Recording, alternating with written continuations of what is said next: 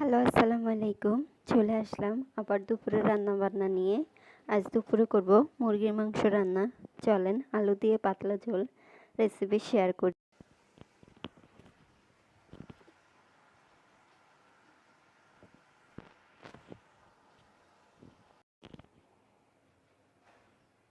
এবার মশলাটাকে ভালো করে কষিয়ে নিব। তেল ওঠা পর্যন্ত অপেক্ষা করব। তেল উঠে আসলে মাংসটাকে দিয়ে দিব। এভাবে রান্না করে খেয়ে দেখবেন, পাতলা ঝোল মুরগির মাংস খেতে খুবই ভালো হয়। এবার উপরে তেলটা উঠে আসছে। তেলটা উঠে আসার পরে দিয়ে দিব মাংসটাকে, মুরগিটা আপনারা ইচ্ছা করলে হাতে মাখেও বসাতে পারেন, ওটা খেতেও খুবই ভালো লাগে। তবে এভাবে একটু কষিয়ে রান্না করলে এটা বেশি ভালো লাগে খেতে। এটাকে এখন আমি ভালো করে কষিয়ে নেব। কিছুক্ষণ পরে আলুটাও দিয়ে দিব, কারণ আলুটার ভিতরেও মশলা ঢোকার দরকার আছে। এভাবে রান্না করে দেখবেন মুরগির মাংসটাকে। একটু পানিটা কম দিবেন মশলা কষানোর সময়, কারণ মুরগি থেকে অনেকটা পানি উঠে যায়। ভুনা ভুনা করলে এভাবে করে খেয়ে দেখতে পারেন, ভুনাটা খেতে খুবই ভালো হয় এভাবে।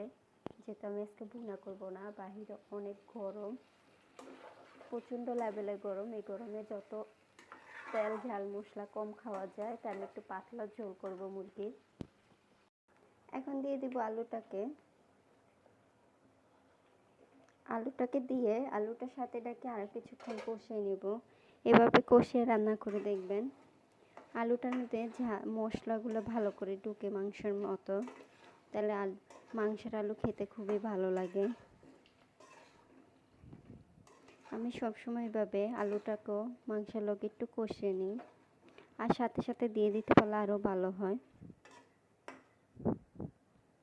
এখন এটাকে ডেকে দিব, ডেকে আর এটাকে আরও কিছুক্ষণ কষিয়ে নিব, তারপরে গরম পানি দিব। এখন দিয়ে দিব পানিটাকে। গরম পানি দিলে খুব ভালো হয় তরকারিতে।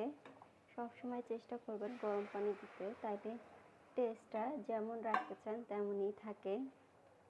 গরম পানি দিলে দ্রুত রান্নাও শেষ হয়ে যায়, জাস্ট গরম পানিটা সেজন্য প্রয়োজন বেশি। যাদের সিলিন্ডার তাদের জন্য গরম পানিটা দিলে সুবিধা হয়, দ্রুত রান্নাটা শেষ হয়ে যায়। তো পানি দিয়ে দিলাম।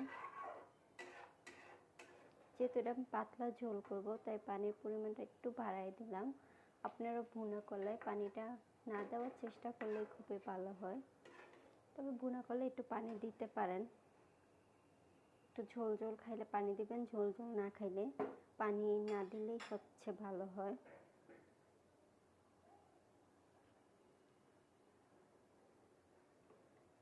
এই যে তৈরি হয়ে গেছে মুরগির মাংস।